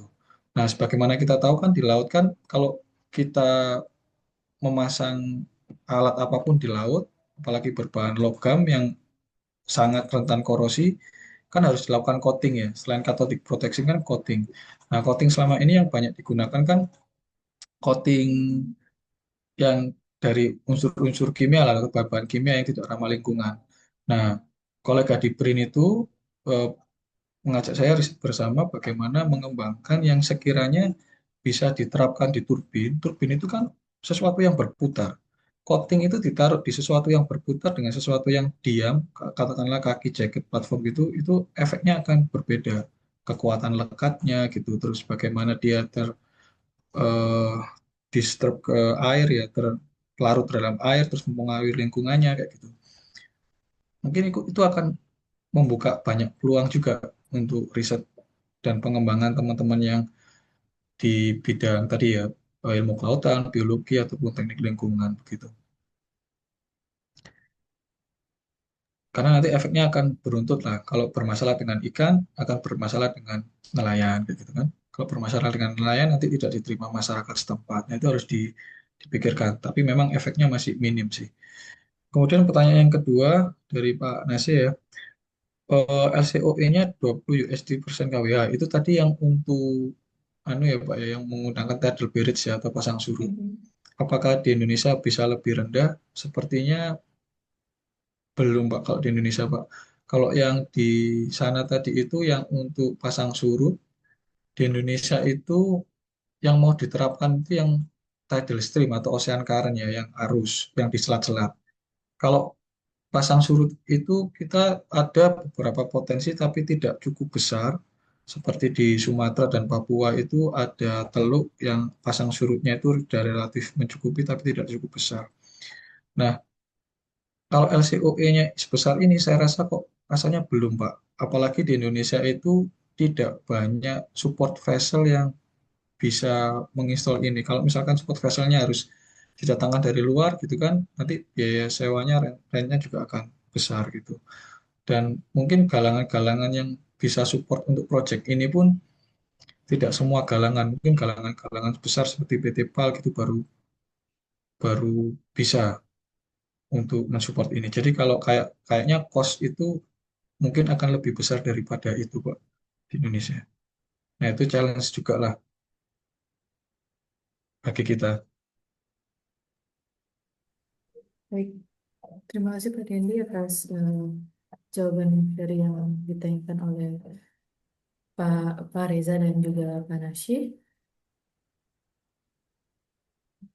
Kita mungkin ada masuk ke pertanyaan terakhir yang masuk juga di kolom chat dari Bapak atau Ibu Nirwan Nusril. izin bertanya dalam pembangunan turbin arus di Selat Indonesia, terutama pesisir dan pulau-pulau kecil, termasuk dalamnya Pulau 3T, apa saja prioritas penyediaan jenis-jenis infrastruktur untuk membangun dan maintenance proyek turbin arus di Selat Indonesia? Wah, ini pertanyaan menarik, Bu Mutia. Baik. Jadi, seperti yang kita tahu ya dari peta potensi yang saya ceritakan tadi kan, memang sebagian besar yang sudah termapping itu ada di Indonesia Timur. Mhm. Sedangkan kita tahu sendiri bahwa Ibu di bidang kelautan ya, di industri kelautan kita kan kebanyakan itu masih di daerah barat ya. Galangan-galangan kita yang besar itu ada di daerah barat. Jadi di Jawa, di Kalimantan itu kan yang banyak. Karena selama ini fasilitas galangan-galangan kita itu ya untuk memenuhi kebutuhan penumpang ataupun batu bara. Kalau di Kalimantan perkembangan karena ada batu bara. Nah, benar sekali Pak Nirwan ya. Kalau di Indonesia Timur itu maka infrastrukturnya juga harus disiapkan. Seperti kalau kita ngomong bengkel ya kayak semacam galangan gitu itu harus support juga. Tidak hanya waktu perbaikan, misal waktu mau launching ketika apakah dibangun di Jawa terus ditarik ke daerah Indonesia Timur itu kan juga jadi cost-nya jadi besar juga harus narik katakanlah floating platform lah dari sini ke sana kayak gitu. Terus kalau mau maintenance masa mau dibawa ke Jawa lagi kan mungkin terlalu jauh. Nah, itu bagaimana launchingnya, bagaimana dockingnya, fasilitas launching, fasilitas docking itu juga perlu diperhatikan. Terus apakah anu toko-toko spare part itu juga support ya untuk komponen-komponen elektrikal maupun mekanikalnya itu juga harus kita perhatikan, kita siapkan gitu. Termasuk industri anu support vessel yang menyediakan vessel, transportasi gitulah. Sebenarnya masih banyak PR-nya sih itu tantangan kita. Tapi saya tidak mau menyampaikan di awal supaya kita tidak pesimis dahulu. Tapi paling tidak kita cobalah segera terapkan gitu eh, supaya kita tahu nanti kalau sudah masuk air baru evaluasinya itu banyak muncul gitu. Kalau tidak segera masuk air itu kita tidak akan pernah tahu kekurangannya di mana begitu. Kalau kita tidak mulai berani menerapkan gitu. Itu saya rasa Bu Mutia tanggapan saya untuk Pak Nirwan. Baik, terima kasih Pak Dendi, Pak Nirwan. Berikut yang disampaikan oleh Pak Dendi semoga menjawab dan juga ya semoga menjawab. Baik Bapak Ibu sekalian, mungkin untuk sesi diskusi, apakah masih ada yang ingin eh, mengajukan pertanyaan ataupun ingin berdiskusi lebih lanjut dengan Pak Dendi? Kita masih ada sedikit waktu. Bapak Ibu sekalian, kalaupun tidak ada atau misalnya Bapak Ibu mungkin tadi terlambat untuk mengikuti untuk webinar siang hari ini ada recapnya Bapak Ibu sekalian, ada rekamannya nanti di akan ada di akun YouTube channel Learning Center BK Teknik Kelautan PI dan Departemen Teknik Kelautan ITS. Jadi kalau Bapak Ibu sekalian mau nonton ulang atau misalnya ketinggalan dan memang ingin melihat dari awal itu ada ya, Bapak Ibu sekalian jangan takut. Baik, jika Bapak Ibu peserta sekalian sudah tidak ada lagi yang ingin menyampaikan pertanyaan atau menyampaikan diskusi kepada narasumber kita Pak Dendi, waktu juga sudah menunjukkan waktu pukul 3:30 kurang ya, waktu Indonesia bagian Barat. Baik, mungkin jika tidak ada lagi yang bertanya untuk sesi diskusi bisa saya tutup uh, sampai ini saja. Bagaimana? Ya, baik. Kalau begitu, sekali lagi terima kasih Bapak Ibu peserta yang telah menyampaikan pertanyaan dan pendapatnya. Bapak Ibu sekalian, sebelum sesi keseluruhan ini kami tutup, ada silakan Pak Dendi untuk menyampaikan closing statement-nya. Baik, Bu Mutia, terima kasih atas kesempatannya. Terima kasih BIIPK Kelautan yang memberikan kesempatan saya untuk berkomunikasi dengan masyarakat yang lebih luas terkait penelitian dan pengembangan energi laut di Indonesia. harapan saya ini Bapak Ibu, semoga energi laut itu segera terwujud dan terimplementasi di Indonesia, sehingga kita bisa melihatlah tidak mengulang kesalahan yang terjadi di industri oil and gas. Kalau bisa di industri energi laut ini ada peran serta kita ya sebagai nasionalisme kita sebagai engineer dan juga sebagai peneliti pengembang di sini ikut berkontribusi terhadap pemanfaatan energi laut ini. Syukur-syukur ada teknologi yang tercipta dari kita sendiri, bangsa Indonesia begitu. Dan saya di sini di Departemen Teknik Kelautan ITS sangat membuka peluang bersama kerjasama. Kalau Bapak Ibu ada hal yang perlu diteliti atau dikembangkan bersama, saya sangat open. Silakan nanti bisa kontak saya sesuai dengan slide yang terakhir tadi Bapak Ibu. Itu Bu Mutia, terima kasih banyak. Terima kasih Pak Dendi. Baik Bapak Ibu sekalian, dengan penyampaian closing statement dari narasumber kita pada siang hari ini, kita telah selesai di acara inti untuk webinar Sitalk perdana di tahun 2026 dengan judul Tantangan Pengembangan PLT Arus Laut di Indonesia. Sekali lagi saya ucapkan terima kasih kepada Pak Dendi sebagai narasumber kita pada siang hari ini yang telah berkesempatan dan bersedia untuk menyampaikan materinya. Semoga apa yang telah disampaikan pada siang hari ini dapat kita terima dan dapat kita telaah dengan baik dan menambah keilmuan bagi kita semua. Bapak Ibu sekalian, saya Anissa sebagai moderator. Mohon maaf sebelumnya apabila terdapat salah kata selama saya menjadi moderator pada siang hari ini. Terima kasih. Saya kembalikan ke MC kita, Mas Iman Kurniawan. Silakan, Mas Iman.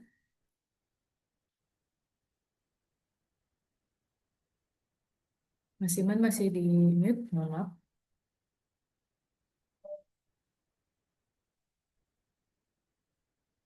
Oh, sebentar, maaf.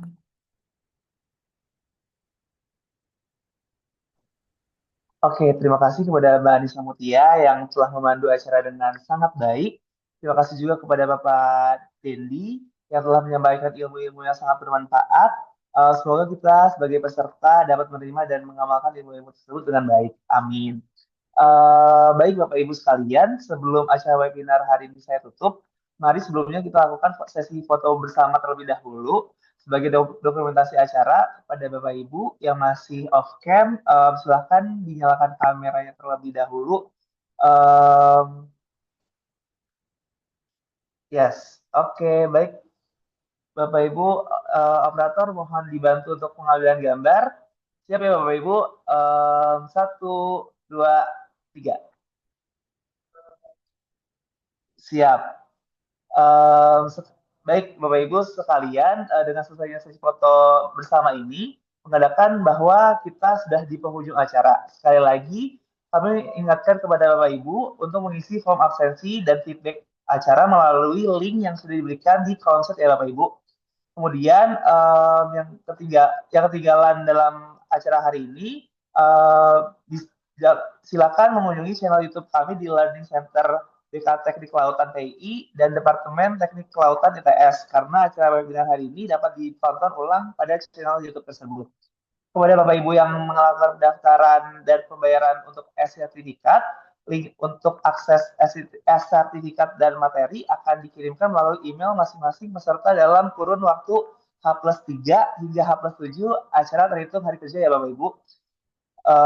Kemudian acara selanjutnya oleh BKTKPI akan ada pelatihan PKDN oleh Bapak Daniel Aritonang pada Sabtu 31 Januari 2026. Untuk pendaftarannya juga masih dibuka sampai saat ini. Siap. Saya Iman Kurniawan pamit undur diri. Terima kasih atas partisipasinya dalam webinar hari ini. Mohon maaf apabila ada salah kata dan perbuatan. Wassalamualaikum warahmatullahi wabarakatuh. Waalaikumsalam warahmatullahi wabarakatuh. Terima kasih Pak Dendi, terima kasih Bapak Ibu peserta. Terima kasih Bapak Ibu.